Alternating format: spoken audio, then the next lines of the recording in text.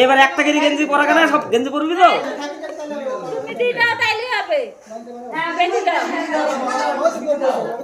এ বাবা ডাক্তার দেখাস ডাক্তার